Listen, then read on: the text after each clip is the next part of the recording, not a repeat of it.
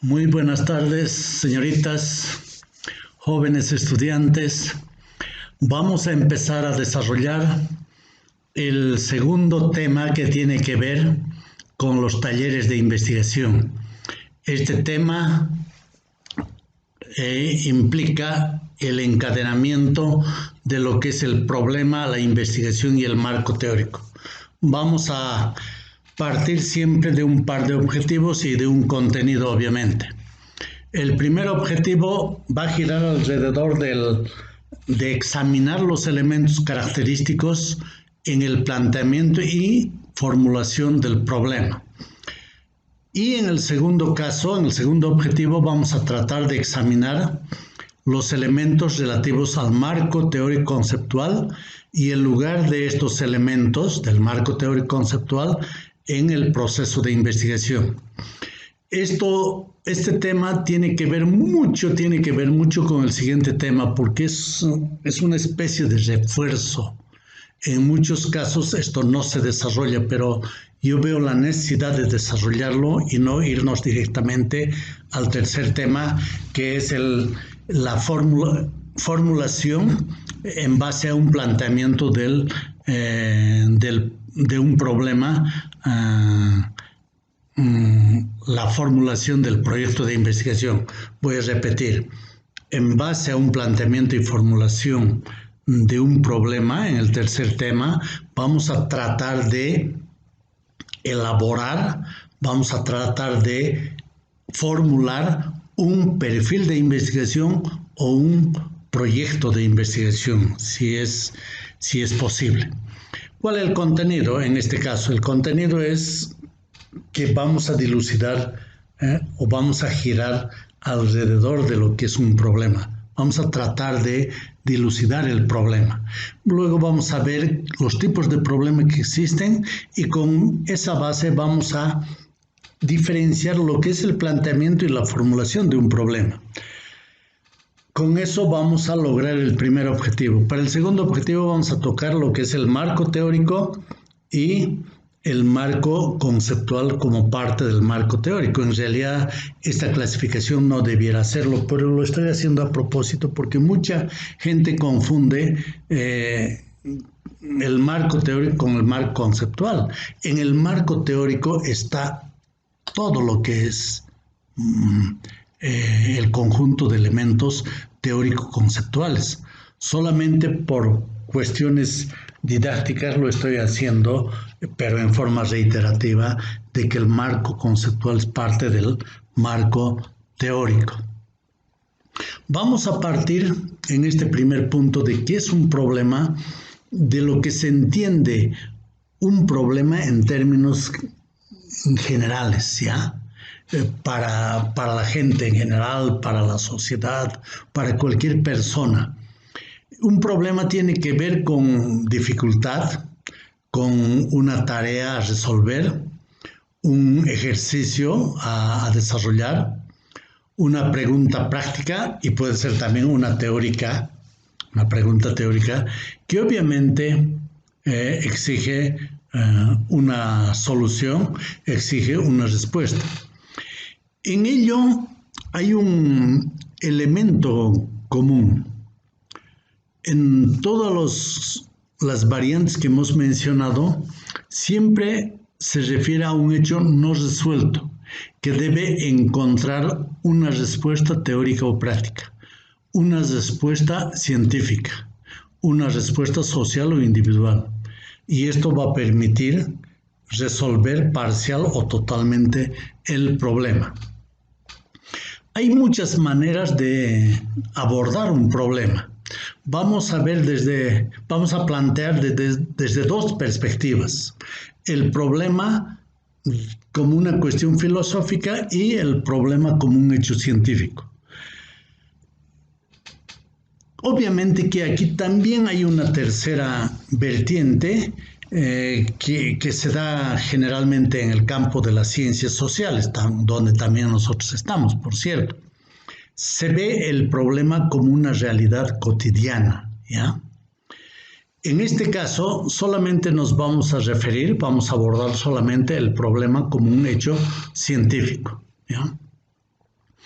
El problema es una necesidad de desarrollar el conocimiento científico, ¿ya? Hay investigaciones que se han dado en el pasado, ¿ya? Y hay un conocimiento a partir de ello. Pero frente a ello hay una falta de conocimiento. O sea, existe en cualquier momento histórico lo conocido y lo desconocido. Entonces aquí aparece un aspecto que debe ser desarrollado por la ciencia y acompañado de un método científico, porque dice ahí hay algo desconocido, hay una falta de conocimiento, ¿ya? Cuando nosotros hacemos investigación, encontramos después de la investigación el conocimiento científico. Ese conocimiento científico consiste en una sucesión de problemas que aparecen a partir de resultados obtenidos en investigaciones pasadas y se resuelve mediante el razonamiento, la experimentación. Cuando se tiene la solución lograda, a su vez aparece otro tipo de problemas que no han sido resueltos o no han sido esclarecidos totalmente.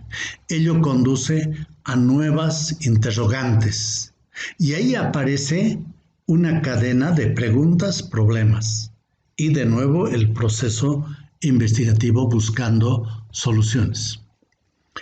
No podemos concebir la investigación si no hay problema. O sea, el punto inicial para hacer investigación es la presencia de un problema, ¿ya?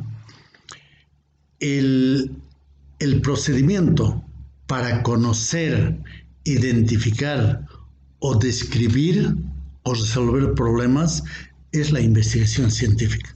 Eso habíamos presentado ya en el primer tema. Entonces, la investigación científica consiste básicamente en el planteamiento de problemas y buscar los caminos y las fórmulas para encontrar las soluciones, para resolver esos problemas. Investigar consiste en investigar problemas. Si no, no existiría la investigación científica.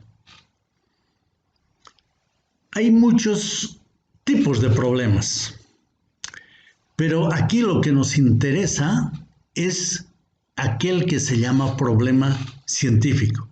¿Cuándo un problema es científico? O sea, ¿qué es necesario saber para que un problema sea científico? Para encontrar que un problema es científico. El problema formulado considerando los principios y reglas propias de una metodología científica, ¿ya?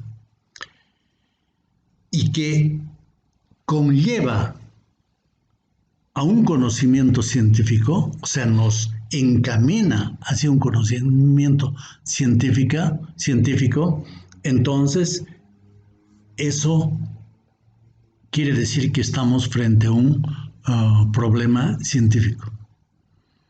Para que sea científico, repitiendo, el problema debe someterse a un conjunto de normas, principios, reglas propias de un método científico, ¿ya? Esto del método científico en el primer tema hemos planteado y hemos abordado. Entonces, si alguien duda de esta parte, entonces tiene que un poco retroceder a la primera clase, bueno, y escuchar esa parte. Tipos de problemas. Dada la variedad de problemas, existe obviamente pues varios tipos de problemas, pero ellos siempre tienen denominadores comunes, tienen rasgos típicos. Generalmente la clasificación por parte de los autores, la clasificación de los problemas por parte de los autores o especialistas está relacionado con el contenido, por una parte. Por otra parte, con el método que utiliza. O, en su caso, con la disciplina o área de conocimiento a la cual se encuentran vinculados. Entonces, aquí ya podemos ver que habrían 3 tipos de clasificaciones, ¿ya? Vamos a presentar varios tipos de problemas de manera muy sucinta, ¿ya? Primero nos vamos a referir a esto que se llama problemas empíricos. Esto es vista desde una arista, ¿ya? Desde una vertiente. Cuando estamos frente a lo que son problemas empíricos, ello está relacionado fundamentalmente con la experiencia. Esto no quiere decir que no está presente el aspecto conceptual. El aspecto conceptual está presente en cualquier caso, porque el hecho de formular un problema, así sea empírico, precisa de una labor conceptual. No hay un problema empírico químicamente puro. No existe ello en la investigación científica. Existe un problema que tiene más acento en la experiencia. Es decir, un conocimiento que se adquiere por medio de la práctica. En este sentido, en el proceso de caracterización del problema científico, tiene mucha importancia tomar en cuenta o considerar la observación, la descripción, la medición y la enumeración. Aquí la observación es muy importante. Permite hallar datos en forma directa en el momento que se desarrolla o se da una situación.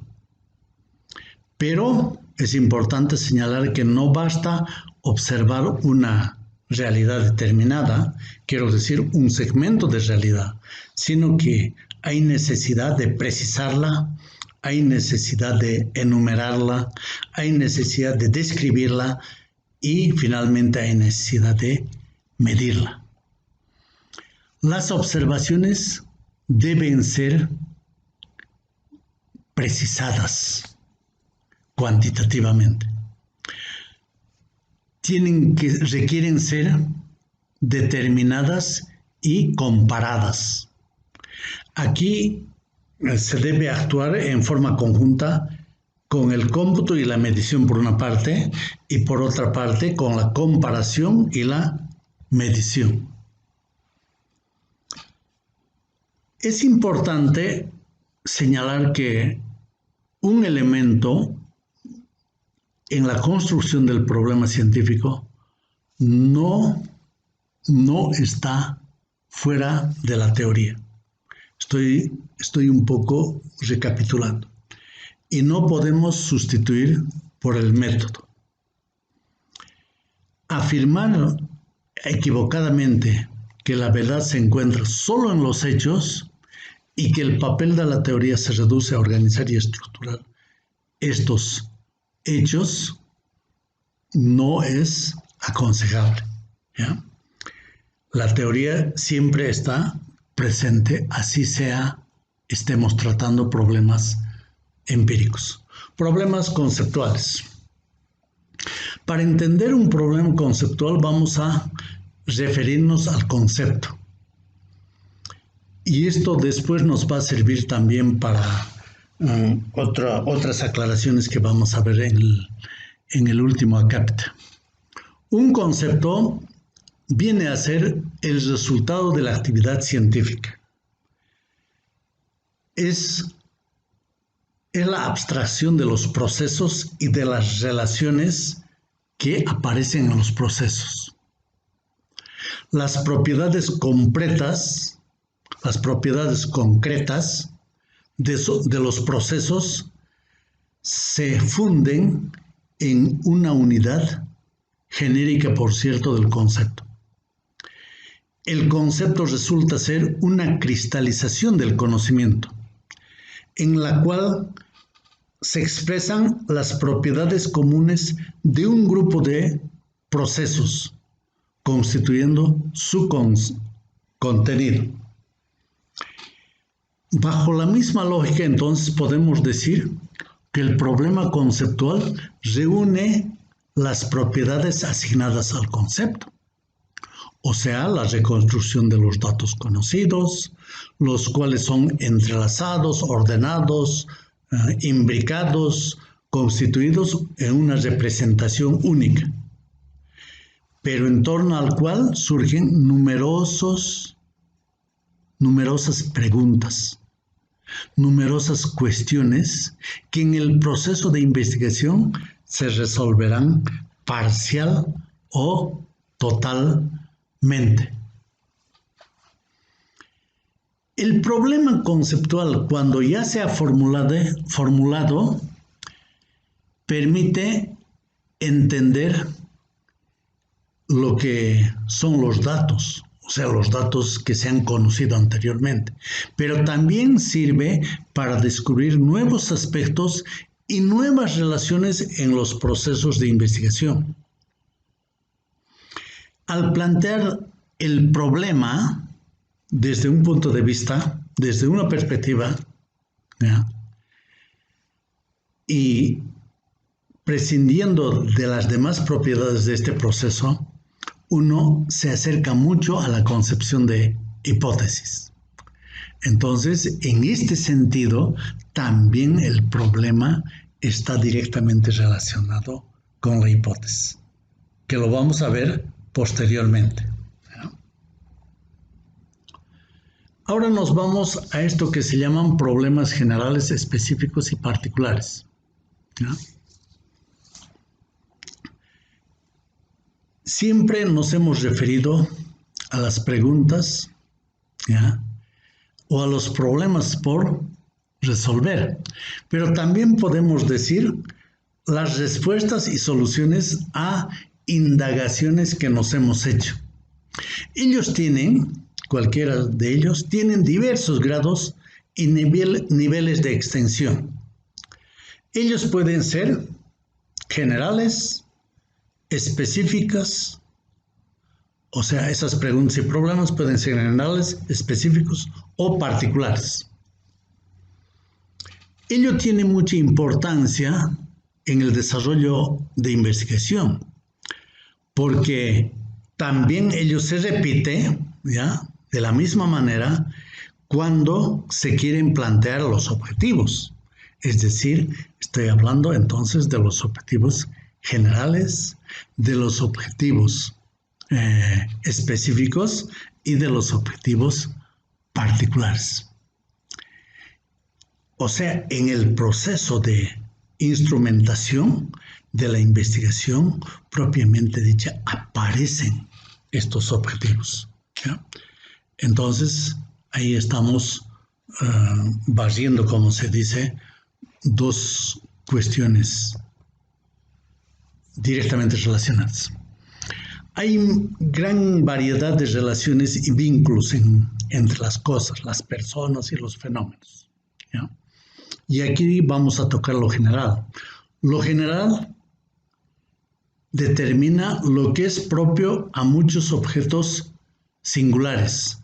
O sea, podemos tener nosotros muchos elementos singulares, pero con ello podemos configurar lo general.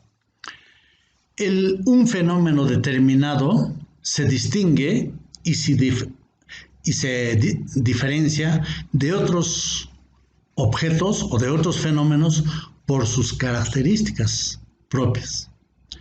Lo general lo vincula con ellos, con esas características, y determina obviamente las clases, las especies, las series y los grupos homogéneos.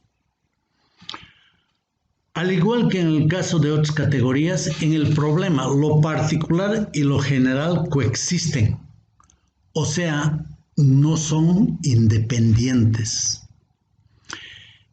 de lo particular podemos determinar considerando lo general.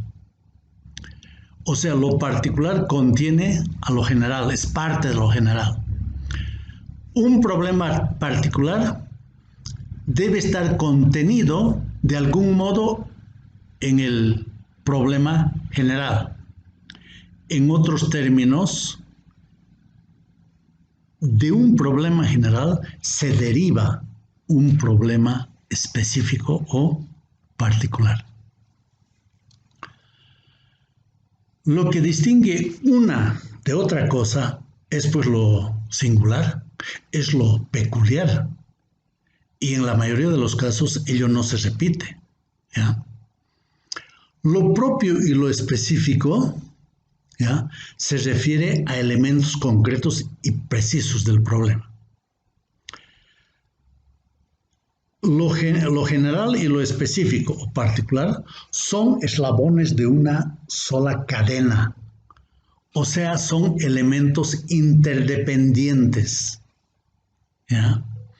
En el problema general queda reflejado, expresado también, las contradicciones y las interacciones más generales del problema. Y de forma definida se expresa a través de los problemas específicos, que son los propios de la investigación científica, o sea, los problemas propios de la investigación científica. Y encuentran finalmente sus indicadores propios en los problemas particulares. Ahí está el encadenamiento, ¿ya? Y en ese orden además. Ahora nos vamos al tercer punto. Plantear, bueno, el orden es ese, plantear y formular un problema, ¿ya? Ello exige un conocimiento profundo del tema por investigar. O sea, primero tenemos que tener seleccionado el tema.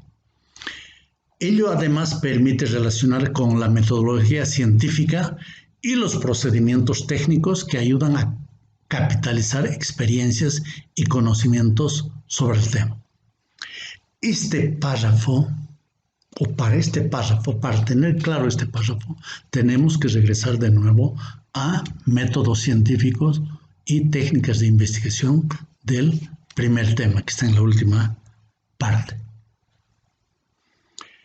El proceso que considera el planteamiento y formulación de un problema posibilita a la persona dedicada a la investigación plantear numerosas cuestiones, numerosos interrogantes, por una parte. Por otra parte, revisar toda la información conocida sobre el tema que se investiga, ponderar las dificultades, valorarlas, analizar los vínculos, los procesos, las relaciones que existen entre las teorías propuestas, los métodos y las técnicas que se utilizan, ¿ya? Técnicas de investigación, por cierto, o que se quieren utilizar.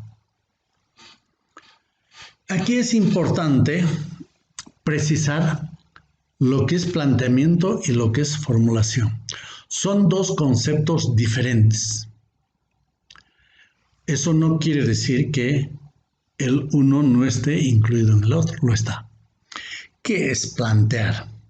Es exponer temas, problemas, dificultades o aspectos que pueden ayudar a la solución de un problema. Esto vamos a entender mejor con una clasificación, o digo con unos ejemplos posteriormente a presentarse. Se desarrollan un conjunto o orden de ideas con la finalidad de describir, señalar todas las instancias que deben atenderse o se necesitan en el proceso, que a su vez conducirá a la formulación de un problema. En cambio, formular quiere decir que se refiere a lo que se expresa o enuncia en forma precisa y concreta los elementos y contenidos del problema.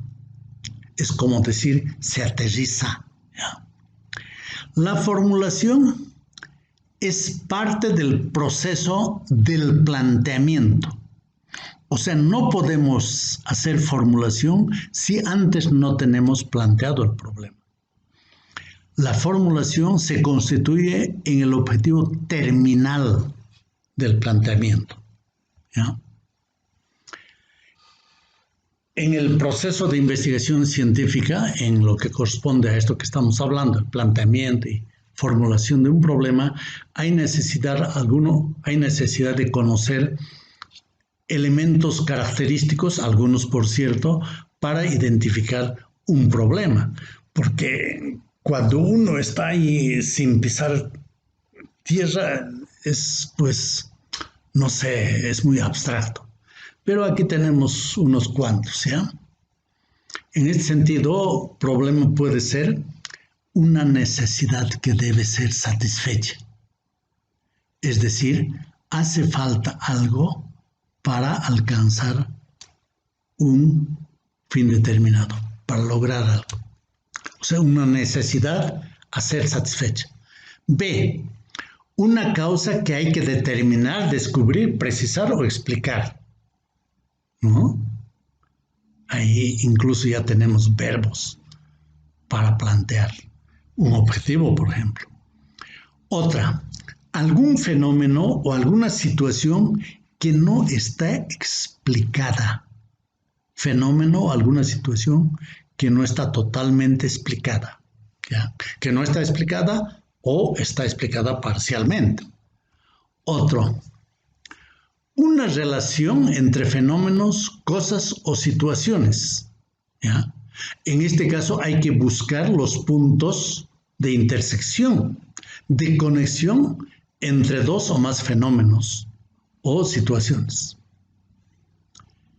Quinto, una dificultad que debe ser superada, explicada, para ser luego eliminada o neutralizada. Aquí estamos hablando de un obstáculo de cualquier tipo que impide conseguir o entender bien algo. Otro, algunos fenómenos o condiciones que limitan la creación de nuevas y mejores situaciones. ¿Ya? Y un último, descripción de un objeto o de un fenómeno que nos va a permitir o conducente a definir o analizar sus características o sus propiedades. Y ahí lo dejamos.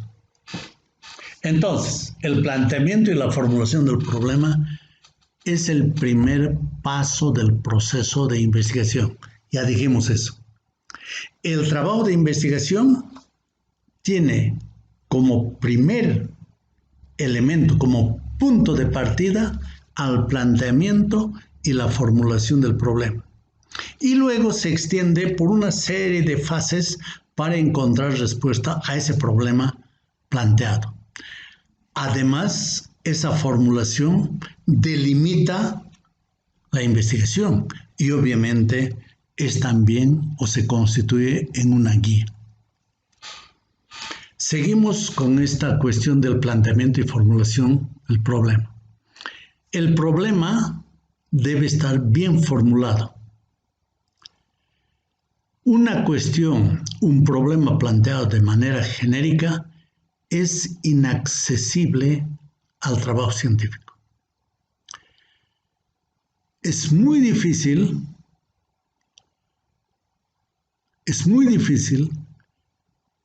tener el problema formulado en forma clara y en forma correcta desde el momento que se vislumbra al inicio. ¿No? Cuando ya se tiene planteado el problema, hay necesidad también de dividir en cuestiones implicadas, tantos como sean posibles. Esto indica o se refiere a explicar algunos aspectos, algunos elementos relevantes relacionados con el problema a investigar. Entonces hay que desglosarlo, ¿no? Ahí es donde van a nacer también o aparecen naciendo el objetivo específico o el objetivo particular, ¿ya? Ahora sí nos vamos a lo que se denomina el marco teórico, el cuarto punto. Una investigación, marco teórico. Una investigación no podemos concebir si no hay marco teórico. Porque el marco teórico es la orientadora y creadora de las bases de la investigación. No podríamos ordenar la masa de hechos relativos al problema si se carece, no se tiene una base teórica que sea el punto de apoyo. El marco teórico se expresa como un conjunto de proposiciones teóricas generales, teorías específicas, postulados, supuestos, categorías y conceptos que sirven para ordenar estos hechos. Fíjense, estoy incluyendo y conceptos, ¿ya? En la práctica, el marco teórico cumple una función importante al ser un elemento integrador de la teoría con la práctica o con los hechos. Para diseñar el marco teórico hay que partir de una revisión bibliográfica sobre el tema. Bueno, antes de eso habrá que buscar fuentes bibliográficas. Una vez que se tiene, hay que revisar la bibliografía. Y con ello se trata de situar el problema dentro de un conjunto de conocimientos existentes y formularlo de esta manera teóricamente. El marco teórico cumple una función determinante en el proceso de investigación. Le da sustento teórico, es decir, explica las relaciones entre las variables que componen el problema. Si no existe un marco teórico, es imposible explicar los resultados obtenidos y tampoco es posible interpretar de manera adecuada. Para la elaboración del marco teórico, siempre debe estar presente el problema que se va a investigar, el problema que se va a tratar. Con esto se logra que la lectura y el análisis esté centrado en esos asuntos, obviamente totalmente relacionados con la problemática. El marco teórico en ese sentido tiene como objetivos principales los siguientes. Ubica el tema de estudio dentro del conjunto de teorías existentes. ¿Ya? Obviamente aquí está relacionado con corrientes de pensamiento. Un segundo objetivo, describir cada uno de los elementos de la teoría que están directamente relacionados con el proceso de la investigación. Y finalmente, establecer las relaciones más significativas, más prioritarias que se dan entre los elementos teóricos. Entonces, la lectura de libros especializados, revistas u otras investigaciones y la consulta de personas especialistas versadas en ese tema de estudio son fundamentales para formular el marco teórico, para escribir el marco teórico. Es importante la capacidad de síntesis y la capacidad de comprensión de la persona que se está dedicando a investigar. Un buen marco teórico es el que permite obtener un conocimiento claro, concreto, del tema que se está desarrollando. La elaboración del marco teórico comprende dos etapas fundamentales. Uno, la revisión de la literatura y el desarrollo de una perspectiva teórica. Nos vamos a la revisión bibliográfica. Esta etapa consiste en detectar y obtener bibliografía y otro material muy útil para el estudio, o sea, para la investigación. Y además extraer y recopilar la información relevante que tiene que ver con el problema. Obviamente que eso hay que hacerlo selectivamente.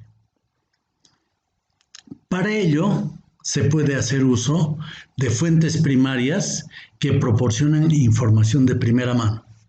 Conste que aquí no me estoy refiriendo a la información cuantitativa, no, me estoy refiriendo a la información teórica conceptual.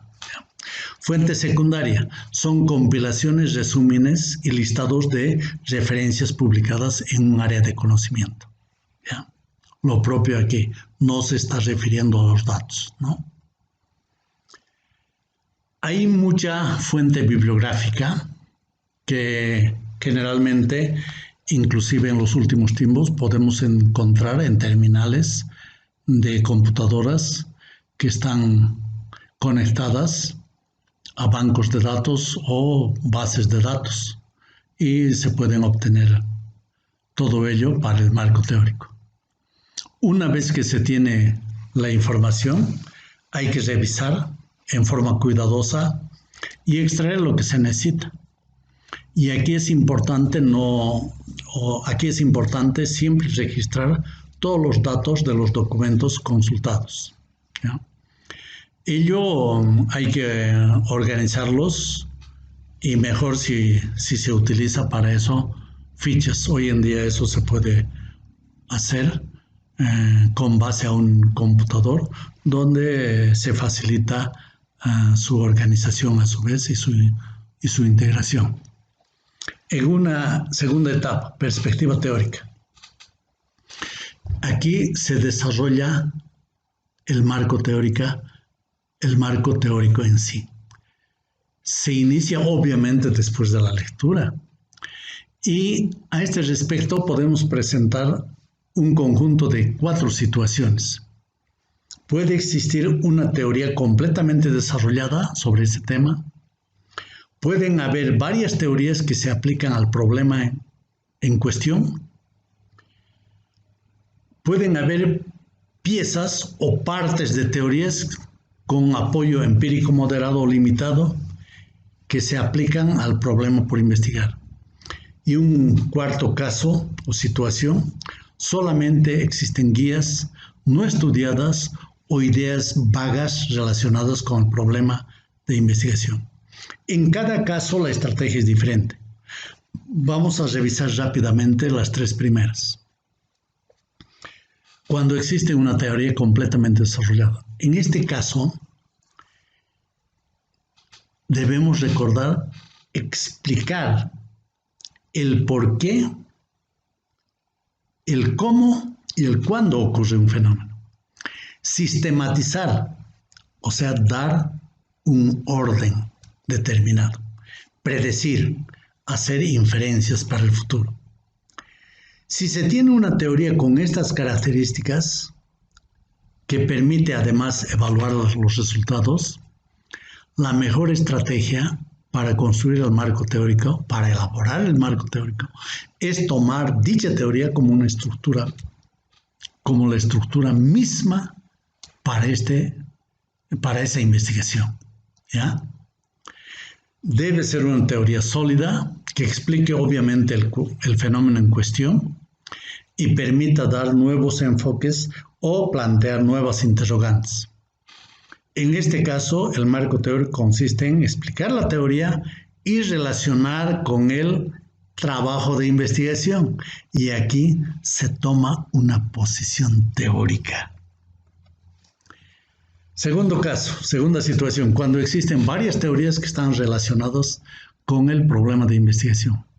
En este caso se selecciona una de ellas, una de las varias, y esa constituye la base para construir el marco teórico. O se toma parte de algunas o todas las teorías determinadas. En este último caso, cada teoría que se esté relacionando con el problema que estamos tratando. Lo mejor es tomar la teoría que mejor se adapte al estudio y completarla con elementos de otras que sean útiles para la cuestión que se está tratando. El último, existen piezas o trozos de teorías. En este caso, no existen teorías que expliquen los fenómenos que se están estudiando, o existen con generalizaciones empíricas. Debe construirse, en este caso, una perspectiva teórica, incluyendo antecedentes teóricos, incluyendo resultados. Obviamente que aquí hay que tener cuidado con el orden lógico, que puede estar dado por los objetivos que se han planteado y las variables que están en estudio. Aquí, en este caso, se necesita mucha lectura, mucha información para no estar reiterando hechos ya o elaboraciones ya hechas. Y aquí nos vamos al último punto, ¿ya? En el último punto, el marco conceptual como parte del marco teórico. Aquí vamos a rapidito apurar, diría, ¿ya?